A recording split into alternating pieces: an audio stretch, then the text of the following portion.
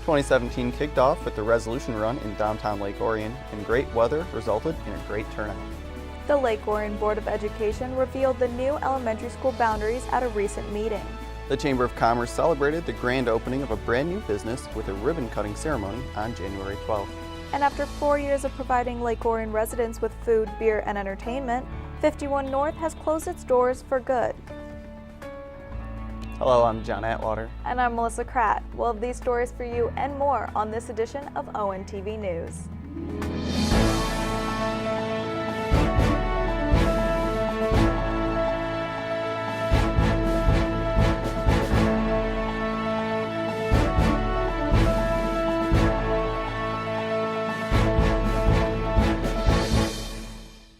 While most people slept in on New Year's Day after ringing in the new year, others were up bright and early to get a head start on their New Year's resolutions. ONTV's Joe Johnson was in downtown Lake Orion the morning of New Year's Day for the 2017 Resolution Run. On the morning of Sunday, January 1st, approximately 300 runners of all ages gathered in downtown Lake Orion for the start of the 2017 Resolution Run. Registration took place at Lockhart's Barbecue, then runners assembled at the starting line on Lapeer Street for the 10 a.m. start. Runners here, boss.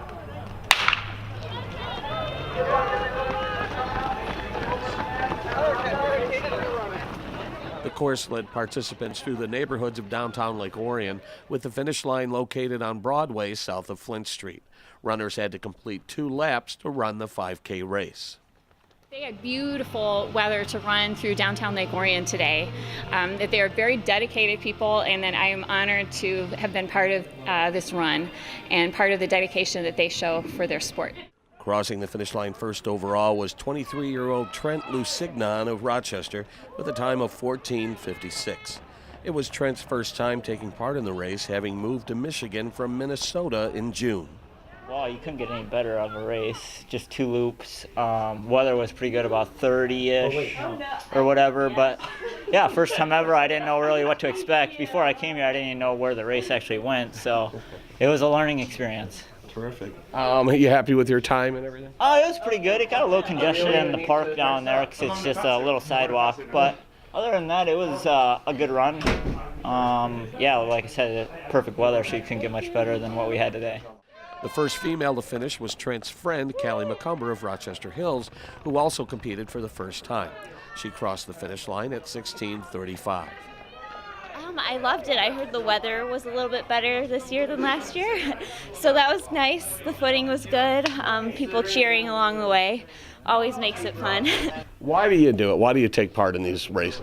I just love running and competing and the camaraderie of everyone here. Everyone works super hard to come out and compete on race day, so It's a good time.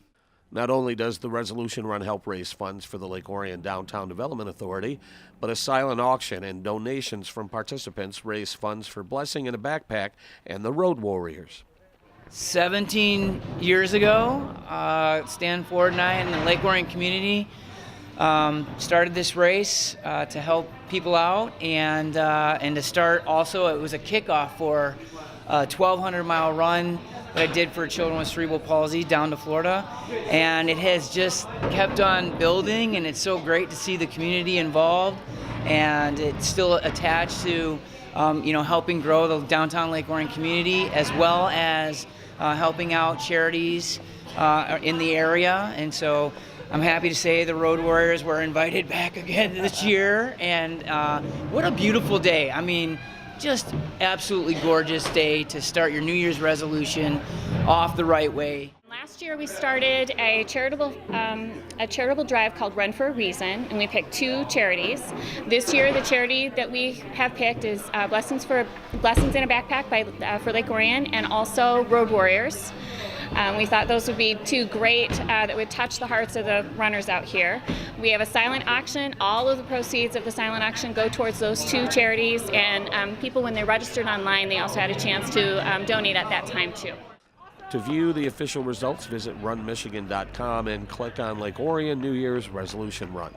In downtown Lake Orion, this is Joe Johnson reporting for ONTV News.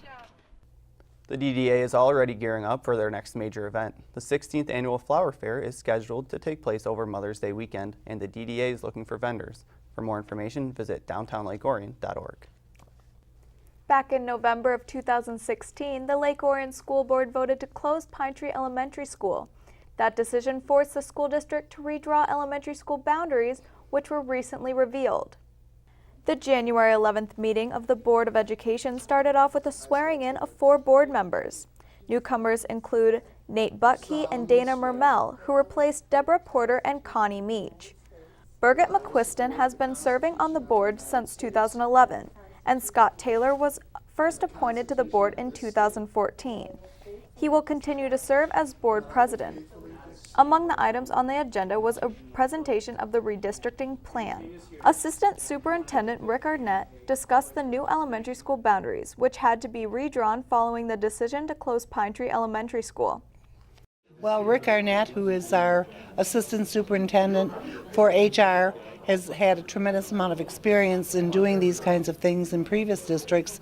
He has been just very influential in helping us with the whole process. And so that has been outstanding. Without Pam King, who is the transportation director, we would not have been able to fine-tune all those lines. She knows everything about this district from a transportation point of view. John Fitzgerald, Heidi Mercer, our cabinet, our principals, but it was a long task, and I'm thrilled that we've accomplished it and excited that we can move on to the next phase.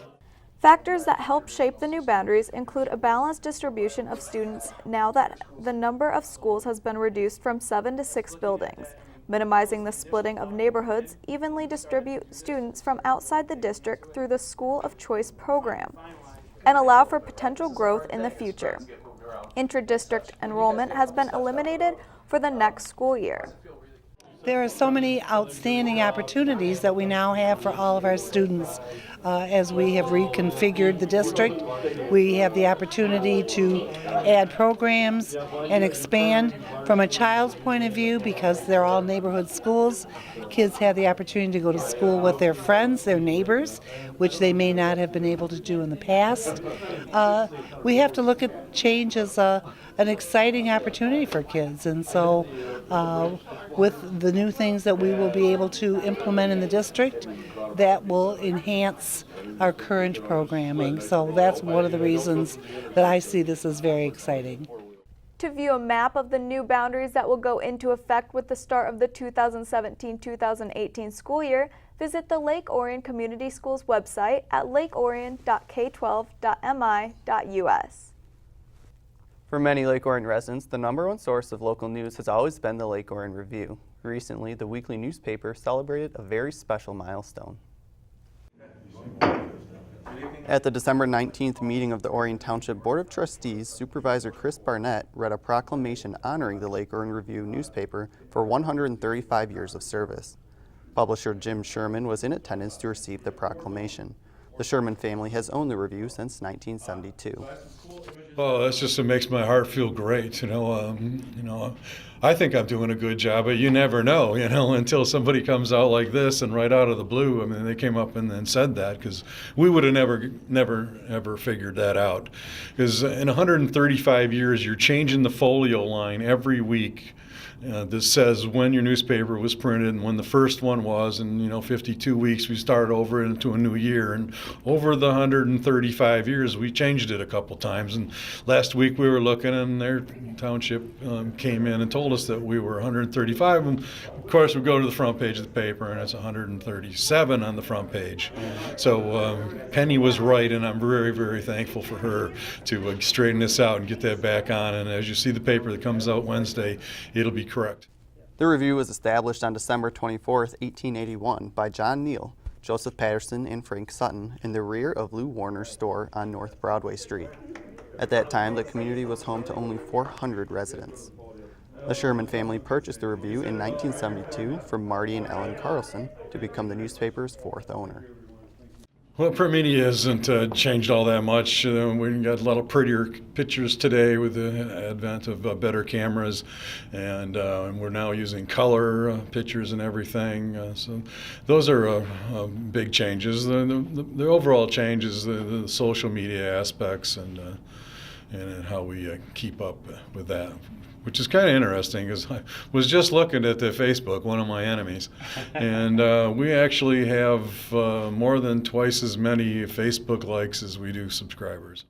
The Lake Orion Review has an online presence as well. Visit lakeorionreview.com for news stories and information about advertising and subscriptions. If your New Year's resolution was to get into shape, there's a new business in Lake Orion that can help you achieve your goal.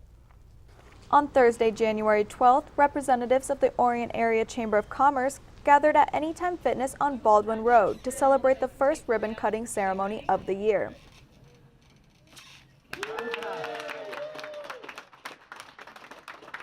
I'm overwhelmed with enthusiasm and appreciation for them, because there's not too many people or communities that support each other like they do in Orion Township. So I'm very grateful, to be honest with you. Owner Rick Spano has lived in the Orion area for more than 20 years and previously worked in the insurance industry.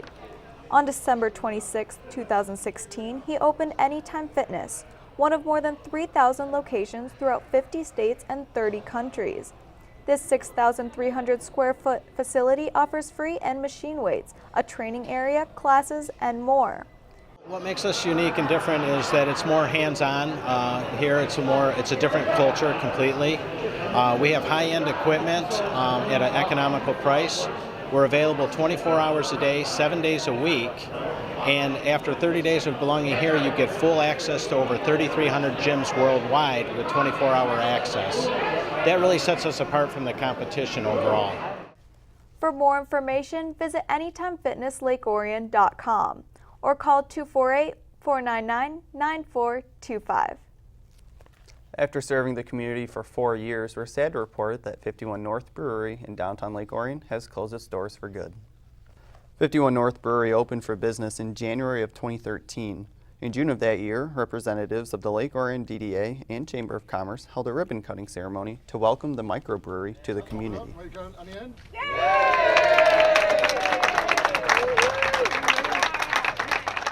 51 North was the first business venture for Don and Mary Gindhart.